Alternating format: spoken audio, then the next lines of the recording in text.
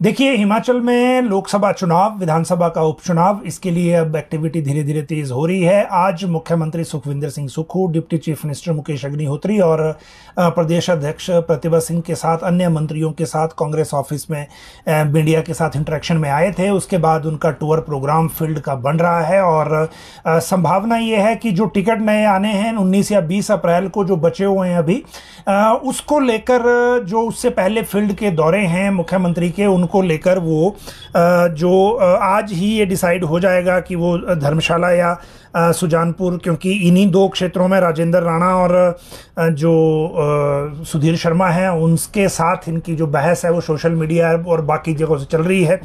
और जो जिन पे बिकाऊ होने के आरोप लगा रहे हैं मुख्यमंत्री, वो भी यही दो लोग मुख्य तौर पर निशाना बनाए जा रहे हैं।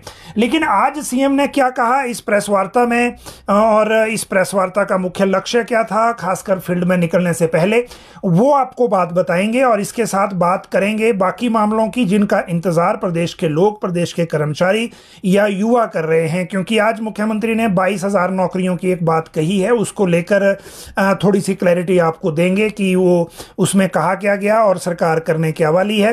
साथ में बात करेंगे जो चुनाव आयोग से जो मामले सरकार की तरफ से भेजे गए हैं उन पे जो डिसीजन है वो जल्दी नहीं आ रहे हैं, वो स्लो क्यों है।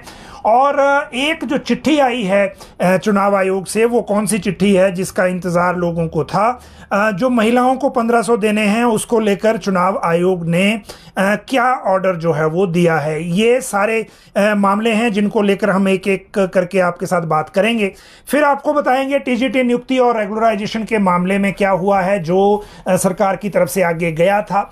साथ में जो एक के बदले चार की बात क्यों की है मुख्यमंत्री ने, हिमकेयर जो स्कीम है जिसके तहत गरीबों को फ्री इलाज मिलता था, उस स्कीम को आईजीएमसी ने बंद कर दिया था। हिमकेयर का जो काउंटर है उस पर ताला लग गया था। आज चीफ सेक्रेटरी को हम लोगों ने भी इसकी एक अपडेट दी है, क्योंकि 2-3 दिन से अखबार में तो छाप ही रहे हैं, और उसका जो एक रिप्लाई है जो आज हलचल हुई है उसकी बात करेंगे हिमकेयर को लेकर। कौल सिंह ने एक गजब टिप्पणी की है। देखिए, अनुभव इंसान को बहुत कुछ सिखाता है, और जो कंगना के खिलाफ कांग्रेस के बाकी लीडर, खासकर युवा वाले जो हैं, वो अग्रेसिव होकर रिप्लाई दे रहे थे, उसके कारण फिर पलटवार जो है उससे भी ज़्यादा एग्रेसिव और एक तरह से वो आ रहा था। तो उसके बीच में आज कौल सिंह ने बड़ी पते की बात कही है कंगना को लेकर, वो आपको बताएंगे।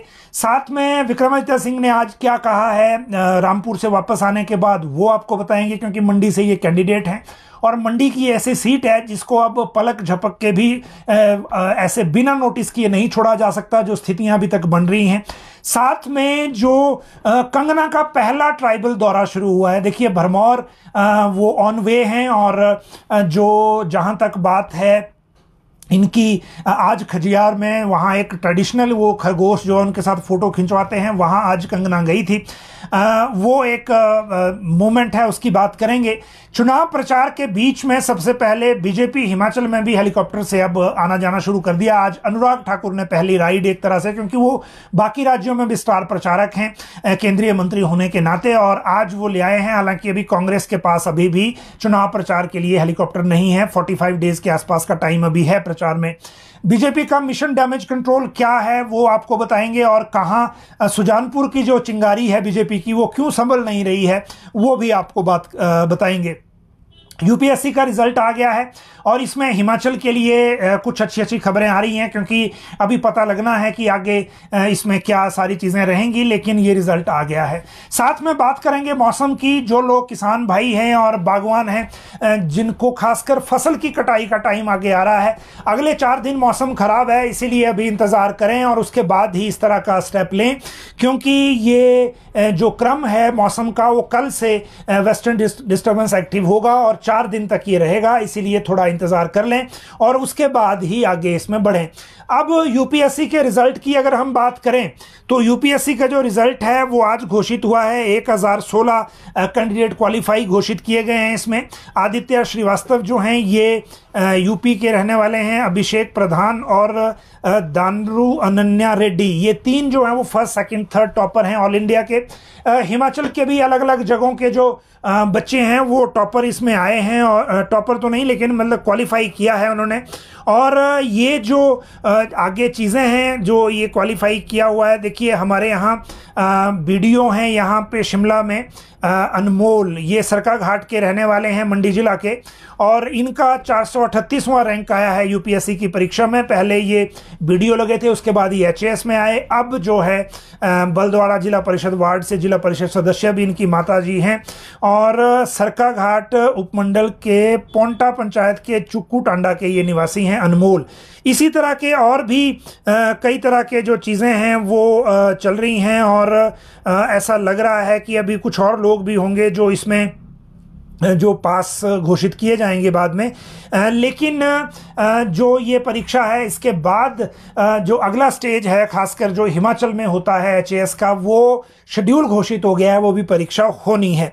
जहाँ तक इसके बाद अगला शेड्यूल है तो जो बीजेपी के हेलीकॉप्टर की जहाँ तक बात है तो ये अपडेट आज के लिए थी, और ये अपडेट इसलिए थी क्योंकि जो हमीरपुर से कैंडिडेट हैं अनुराग ठाकुर, वो आज हमीरपुर पहुँचे वापस, क्योंकि ये बाकी राज्यों में भी स्टार प्रचारक और प्रचार के लिए लगे हुए हैं। इसीलिए आज ये ऊना में उतरे। ऊना में उतरने के बाद इन्होंने मीडिया से बात की, लेकिन हेलीकॉप्टर के माध्यम से आए हैं। मतलब बीजेपी ने जो हेलीकॉप्टर है वो हायर कर लिए हुए हैं अब जो चुनाव प्रचार के लिए। और हिमाचल में भी, क्योंकि अभी अगर सबसे बड़ा चुनाव क्षेत्र देखें तो वो मंडी है, लेकिन अभी भी जो प्रत्याशी हैं या नेता प्रतिपक्ष हैं उनके पास ये सर्विस तो नहीं है। लेकिन अनुराग ठाकुर आज हेलीकॉप्टर जरूर ले आए हैं। उन्होंने वहां मीडिया के साथ बातचीत में भी कही कि बीजेपी जो है वो 400 पार की लड़ाई लड़ रही है, कांग्रेस 40 पार की लड़ाई लड़ रही है। दूसरी बात इन्होंने ये कही कि कांग्रेस ने टुकड़े टुकड़े गैंग को अपने साथ मिला लिया है और अब वो उनके भरोसे चुनाव में हैं। और तीसरी बात ये कही, जब उनसे पूछा गया कि कांग्रेस ने हिमाचल में प्रत्याशी अभी तक नहीं दिए हैं, तो अनुराग ठाकुर ने कहा कि अभी बहुत टाइम है, अभी 40-45 दिन और ले सकते हैं। ये जस्ट एक व्यंग्य था कि कैंडिडेट सिलेक्शन में भी उनको इतना टाइम लग रहा है। अगली अगर बात करें तो वो है मिशन डैमेज कंट्रोल की। देखिए बीजेपी में जो बगावत, और क्योंकि कांग्रेस के जो लोग आगे थे, निर्दलीय जो आगे थे, इनको समेटने में बहुत जगह कामयाबी मिल गई है। पिछले कल एक ऑर्डर था जिसमें लखविंदर राणा को प्रदेश प्रवक्ता बना दिया गया। आज वो उन कार्यकर्ताओं ने उनका स्वागत किया फूल मालाओं के साथ, तो मतलब ये हुआ कि उनको भी ये नया पद जो है अब वो अच्छा लग रहा है। और जो जैसे वो पहले देखे गए थे जब केएल ठाकुर बीजेपी में आ गए थे, रोते हुए भाषण दिया था बिंदल के सामने कि बीजेपी ने उनके साथ धोखा कर दिया, तो अब उन्होंने लगभग ये रिकंसाइल कर लिया है और ये बगावत भी बीजेपी ने कंट्रोल कर ली है, एटलीस्ट नालागढ़ वाली, जो आज के कार्यक्रम से लग रहा है। लेकिन जो बाकी, जैसे किशन कपूर के बेटे को पार्टी में पोस्ट दे दी, इसी तरह से अलग अलग स्टेजेस पे ये स्टेप्स अलग अलग चल रहे हैं। डॉक्टर राजीव बिंदल आज किन्नौर के बाद स्पीति के रोड पे हैं। आज वो किन्नौर में उन्होंने मंडल का जो कार्यक्रम है वो किया, और मंडी संसदीय क्षेत्र की बात है ये। उसके बाद जयराम ठाकुर ऑलरेडी मंडी में एक्टिव हैं, और कंगना जो है वो भरमौर चली गई है, जो मंडी संसदीय क्षेत्र की सीट है। तो ये एक्टिविटी बीजेपी की रहने वाली है। लेकिन सुजानपुर में मुश्किलें जो है वो कम नहीं हो रही। एक तो जो पिछला चुनाव लड़े थे राजेंद्र राणा के खिलाफ, और जिसमें राजेंद्र राणा को बड़ा क्लोज तक उन्होंने ले आया था, 1000 से भी नीचे, जो रणजीत जी, शायद उनका पूरा नाम मैं अभी भूल रहा हूं, उनका ये कहना है कि वो चुनाव लड़ेंगे। धूमल साहब के जो सेंटीमेंट है वो, और जो लोगों के सेंटीमेंट है वो उनके साथ हैं, वो चुनाव लड़ेंगे, चाहे किसी भी टिकट पे लड़ें या फिर इंडिपेंडेंट लड़े। एक बात। दूसरा, जो पूर्व मंडल अध्यक्ष हैं सुजानपुर के, उन्होंने भी ये बयान दिया है कि हमीरपुर जो है वो मुख्यमंत्री की कुर्सी अब दोबारा नहीं खोएगा, इसलिए जो लोग, जिन लोगों ने ऐसा किया है उनका साथ लोग नहीं देंगे।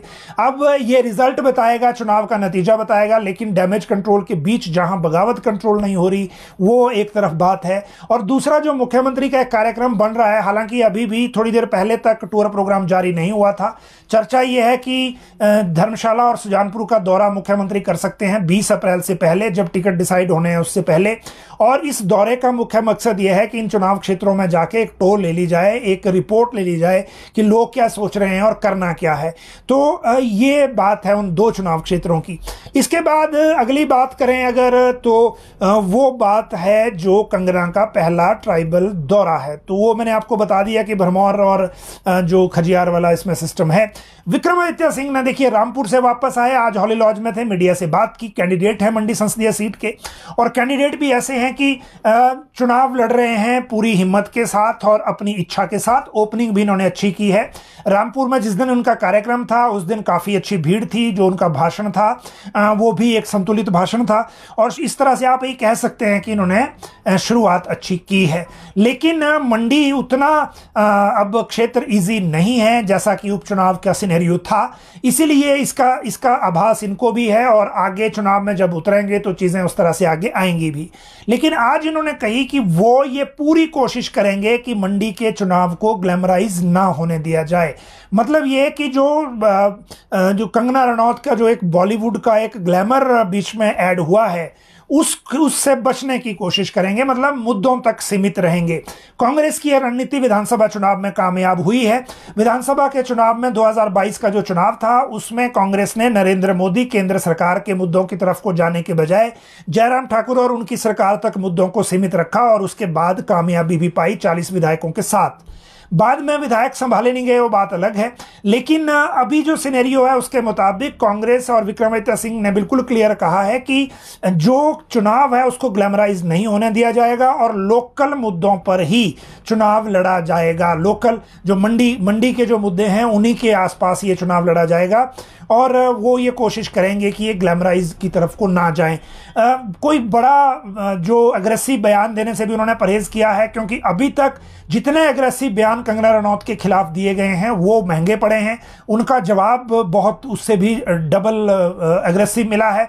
और इसी सवाल जवाब के बीच में आज कौल सिंह जी ने बड़ी गजब टिप्पणी की है।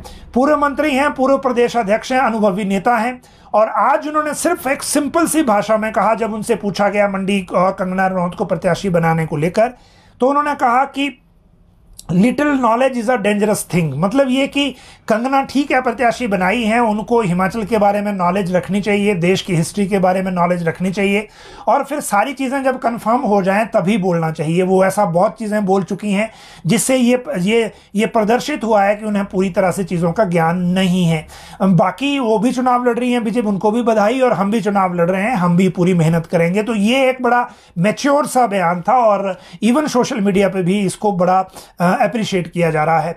जहां तक बात है अदर देन ये पॉलिटिकल बयानों की, वैसे आगे मुख्यमंत्री की जो प्रेस कॉन्फ्रेंस है उसकी भी हम आगे बात करेंगे, लेकिन उससे पहले एक बात ये ले लें कि जो हिमकेयर को लेकर आज क्या एक्शन हुआ है। देखिए, हमने सबसे पहले आपको ये बताया था कि आईजीएमसी ने हिमकेयर के जो इलाज है वो बंद कर दिया है, क्योंकि पेंडेंसी बहुत हो गई है। प्राइवेट हॉस्पिटल पहले बंद कर चुके हैं, फील्ड के हॉस्पिटल कर नहीं रहे हैं, इसी कारण जो गरीबों का इलाज है वो रुक गया है।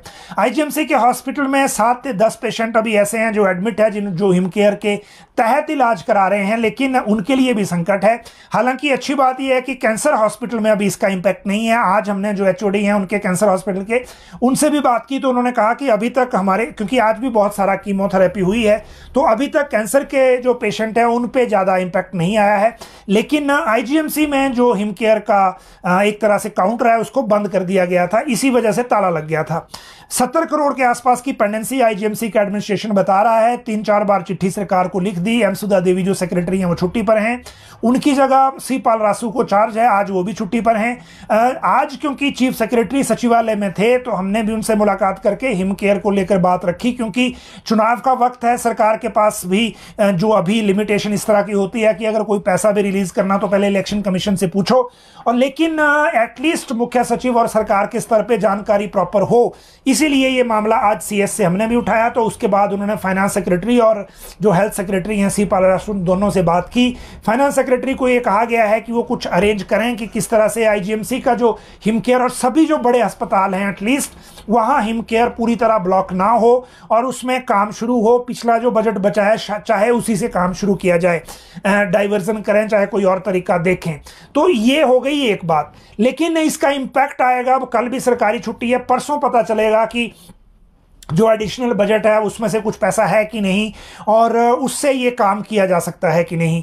तो इसके लिए हमें थोड़ा सा इंतजार करना पड़ेगा, लेकिन सरकारी सिस्टम में एक हलचल जरूर हुई है, और ये पूरी तरह से जो हलचल है ये हिमकेयर को लेकर जो एक अव्यवस्था हो गई है, 300 करोड़ से ज़्यादा की पेंडेंसी है, और यही वजह है कि जो गरीबों को जो 5 लाख का फ्री इलाज मिलता है उस इलाज पर संकट आया है। अगली बात करेंगे 22,000 नौकरियों की, और मुख्यमंत्री ने आज ऐसा क्यों कहा कि एक के बदले 4। देखिए, आज चीफ मिनिस्टर ने ओक ओवर में एक मीटिंग बुलाई थी, पहले कोऑर्डिनेशन कमेटी की आप कह सकते हैं इस मीटिंग को। जैसे इसमें जो उप मुख्यमंत्री हैं वो भी थे, प्रदेशाध्यक्ष वो भी थे, जो मंत्री हैं कैबिनेट के वो भी साथ में थे, कुछ एमएलएज को भी फीडबैक के लिए बुलाया गया था। सुबह सुबह ये चर्चा होती रही, और उसके बाद 3 बजे के आसपास प्रेस कॉन्फ्रेंस के लिए मुख्यमंत्री आए, और ये जो प्रेस कॉन्फ्रेंस है ये हुई पार्टी कार्यालय में, कांग्रेस पार्टी के कार्यालय में। वो हमने आपको लाइव दिखाई थी, इससे पहले आप इसका लिंक देख भी सकते हैं लाइव, उसको दोबारा से सुन भी सकते हैं। उस प्रेस वार्ता में मुख्यमंत्री ने पूरी तरह से ये हमला किया है, खासकर जो बीजेपी के ऊपर, और इन्होंने ये कहा कि इन्होंने एक राज्यसभा की सीट क्रॉस वोटिंग के जरिए चुराई है। अब प्रदेश के लोग 4 लोकसभा की सीटें इस एक चुराई हुई सीट के बदले सजा के तौर पर बीजेपी को हराएं और कांग्रेस को 4 सीटें दें। मतलब एक सीट जो हमने हारी है उसके बदले हमें 4 सीटें चाहिए। दूसरी बात इन्होंने ये कही कि 1 साल में हमने कई वादे पूरे किए हैं, चाहे वो स्टार्टअप योजना हो, चाहे वो 1500 देने का हो, चाहे वो ओल्ड पेंशन हो, और बीच में आपदा आ गई उसमें लोगों की मदद की, जबकि बीजेपी वहां से भी चली गई। और नेता प्रतिपक्ष से पूछा कि आप सरकार बनाने के दावे कर रहे हैं तो क्या चुराकर सरकार बनाओगे, पहले ये जवाब दें, ये भी बात बीच में कही। और ये कहा कि जो जनता का जो सेवक होता है वो बिकता नहीं, और जो बिकाऊ है वो जनता का सेवक नहीं हो सकता। इस तरह की कई बात। एक और नई बात कही है कि जो 1500 मिल रहा है महिलाओं को, वो 5 लाख पहले बोलते थे, इस बार बोला 9 लाख महिलाओं को मिलेगा। और वो कैसे मिलेगा, वो कहा कि कोड ऑफ कंडक्ट के बाद पिछले महीने का भी देंगे, जैसा वो पहले भी कह रहे हैं। लेकिन साथ में ये भी कहा कि बीजेपी ने इसको रुकवा दिया, हम तो देने वाले थे। जबकि उसके जो और भी कुछ चीज़ें इसके साथ और ऐड हुई हैं। इससे पहले मुख्यमंत्री ने एक और फैक्ट दिया कि 22,000 नौकरियों, 22,000 रोजगार के अवसर पैदा किए हैं। चेंज ये है कि पहले वो बीच में ये कह दिया था कि हमने 20,000 नौकरियां दे दी, या कुछ इस तरह की बात बीच में आ गई थी। आज ऐसा कुछ नहीं कहा, आज ये कहा कि 22,000 नौकरियों के अवसर पैदा किए हैं। 10,000 उसमें जेएसवी में, जल शक्ति विभाग में पैरा वर्कर हैं, 2,061 वन मित्र होंगे, 984 पटवारी होंगे, 100 जो एक्साइज में होंगे, 1200 पुलिस में होंगे, इस तरह की कुछ चीज़ें गिनाई भी। और ये कहा कि 817 के ज्वाइनिंग लेटर मिलने वाले हैं। हालांकि उसमें थोड़ा सा असली बात तो है वो कुछ और है, क्योंकि अभी कोड ऑफ कंडक्ट में वहां नीचे क्या होगा वो अलग बात है। और जो हमीरपुर चयन आयोग ने अभी डॉक्यूमेंटेशन, उनको चिट्ठी नहीं गई है, और जो डॉक्यूमेंटेशन करने के लिए उन्होंने कमेटियां बनाने के लिए सरकार को लेटर भेजा है। तो ये अभी एक्चुअल पोजीशन है जिसमें अभी इंतजार हो रहा है। ये चीज़ें हैं उनकी तरफ से कही गई। इससे पहले जो उप मुख्यमंत्री हैं मुकेश अग्निहोत्री, उन्होंने ये कहा कि जयराम ठाकुर की अब ये स्थिति हो गई है कि वो कंगना से ये कहलवा रहे हैं कि 4 जून को जयराम मुख्यमंत्री बनेंगे, जबकि दूर दूर तक कोई ऐसा आंकड़ा नहीं है कि बीजेपी सरकार में आ सकती है। कांग्रेस की सरकार स्थिर है, इसीलिए स्थिर सरकार को ही वोट दें ताकि जो बाकी गारंटियां हैं वो भी आगे पूरी की जा सकें। ये कहा मुकेश अग्निहोत्री ने। और ये भी कहा कि ओल्ड पेंशन हमने दी है, ये पूरी तरह से लागू रहे, इसको कोई बंद ना कर सके, इसके लिए इसका लीगल फॉर्मेट भी बनाएंगे।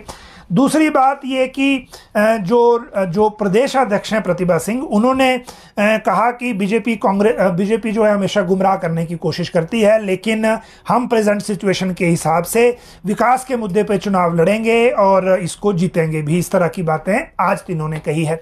हालांकि इस प्रेस कॉन्फ्रेंस में एक बड़े ही रॉन्ग रीजन के कारण एक नई चर्चा हो गई, और वो थी प्रेस कॉन्फ्रेंस में एक कुत्ते की वजह से। बेसिकली अभी आपने अगर देखा होगा तो बहुत सारे जो सोशल मीडिया में ये चीज़ें चल पड़ी हैं। धर्मशाला से जो पहले कांग्रेस के पूर्व मंत्री भी रही हैं सुधीर शर्मा, उन्होंने तो सोशल मीडिया पे लिख दिया कि इस तरह की इस घटना को, अब प्रेस वार्ता है, थोड़ी सी गंभीरता तो होनी चाहिए, क्योंकि अगर मीडिया वालों को बुलाया है और फिर आप अगले चुनाव में जा रहे हैं, चुनाव को लेकर अपना विजन लोगों के सामने रख रहे हैं, और बीच में जो है वो इस तरह का इंसिडेंट हो जाए। और फिर इससे क्या होता है कि आपके विरोधियों को सवाल उठाने का मौका मिल जाता है, तो इससे बचना चाहिए था। जहां तक बात है बाकी मामलों की, तो अब चुनाव आयोग स्पेसिफिक बात करते हैं। और चुनाव आयोग स्पेसिफिक इसलिए क्योंकि बहुत सारे जो हमारे साथी हैं, बहुत सारे जो व्यूअर हैं, वो जो चुनाव आयोग और सरकार के बीच में चीज़ें चल रही हैं उनको लेकर इंटरेस्टेड हैं कि जो परमिशंस मांगी गई हैं टीजीटी की नियुक्ति की, क्योंकि रिजल्ट निकाल दिया है, नियुक्ति हुई नहीं है, तो वो कब मिलेगी। कर्मचारियों के रेगुलराइजेशन जिन्होंने 2 साल कॉन्ट्रैक्ट पूरा कर लिया है वो कैसे आगे रेगुलर होंगे, क्योंकि वो एलिजिबिलिटी उनके पास है, लेकिन क्या अब जून तक इंतजार करना पड़ेगा, क्योंकि उनको बैक डेट से सरकार रेगुलर नहीं करती, तो उनका सीनियरिटी में भी नुकसान है, बाकी फाइनेंशियल नुकसान तो है ही। और एक तीसरी जो इसमें बात है वो है कि 1500 को लेकर जो फैसला क्या हुआ है। देखिए, टीजीटी और रेगुलराइजेशन की अगर मैं बात करूं तो ये फाइल गई है इलेक्शन कमीशन को, और सचिवालय में अधिकांश अधिकारियों का ये कहना है कि अभी सिर्फ नीचे को चिट्ठियां जा ही रही हैं, चुनाव आयोग से क्लियर होकर ऊपर कुछ नहीं आ रहा। आज हमने हाईएस्ट लेवल पे पता किया, उसके बाद ये पता लगा कि सिर्फ 3 चिट्ठियों की अप्रूवल मिली है। उसमें एक 1500 वाली चिट्ठी है, 1500 महिलाओं को देने वाली, और 2 अन्य हैं जो ज्यादा रेलिवेंट नहीं थी। तो ये अभी तक देखिए सिचुएशन है। दूसरी बात ये कि जो टीजीटी नियुक्ति की भेजी है वो अभी इलेक्शन कमीशन से वापस नहीं मिली है, ना ही सरकार की तरफ से कोई रिमाइंडर दिया गया है, क्योंकि बीच में छुट्टियों का बड़ा लंबा एक स्पेल था। आज वर्किंग डे था, कल रामनवमी की फिर से छुट्टी है, और फिर परसों से ये काम शुरू होगा। परसों से हम आपको ये अपडेट दे पाएंगे कि अगर सरकार ने दोबारा से मामला उठाना है या नहीं उठाना है। दूसरी तरफ बात है जो रेगुलराइजेशन की। रेगुलराइजेशन में तो हमने आपको सबसे पहले बताया था कि राज्य सरकार सिंगल परमिशन लेने जा रही है इस पूरे मामले में, और वो सिंगल परमिशन चीफ सेक्रेटरी की स्क्रीनिंग कमेटी के बाद आगे लेटर भेज दिया था। अभी तक वो सिंगल परमिशन को लेकर कुछ नहीं हुआ है, और सेम पोजीशन है कि इंतज़ार करने की ही बात है। और जब ये इंतज़ार पूरा होगा उसके बाद ही पता चलेगा कि वो किस तरह से चीज़ें जो हैं वो आगे चलेंगी और किस तरह से चीज़ों को आगे बढ़ाया जाएगा। अगली इसके बाद बात करें तो सबसे जो इम्पोर्टेंट बात है वो है एक ऑर्डर की, जो 1500 को लेकर एक ऑर्डर आया है उसकी, और एक है जो ये जो मैं आपको कह रहा हूँ ये 1500 वाला ही ऑर्डर है जो बात हो रही थी। 1500 पर जो चिट्ठी आई है उसमें क्या कहा गया है। देखिए, जो राज्य सरकार ने 1500 को लेकर जो चिट्ठी लिखी थी महिलाओं, जो जिसमें बीजेपी ने शिकायत कर दी थी, वो लिखी थी 26 मार्च 2024 को, कि इसमें हमें बताया जाए कि इसको आगे कैसे रेगुलेट करना है। बेसिकली चुनाव के बीच में जो बीजेपी ने ये शिकायत की थी कि जो महिलाओं को गाड़ियों में भरकर तहसील वेलफेयर ऑफिस या लोक मित्र केंद्रों में ले जाया जा रहा है, और उसमें कांग्रेस के जो कार्यकर्ता हैं वो ही उनको ले जा रहे हैं, ये चुनाव आचार संहिता का उल्लंघन है। और सरकार ने इसकी अनाउंसमेंट जो है स्कीम की बजट में नहीं की, क्योंकि फरवरी में बजट था, मार्च में कोड ऑफ कंडक्ट लग गया, तो ये मार्च जब शुरू हो गया तो सडनली एक प्रेस कॉन्फ्रेंस के जरिए 800 करोड़ की ये स्कीम लॉन्च की गई, बजट में इसकी बात नहीं थी।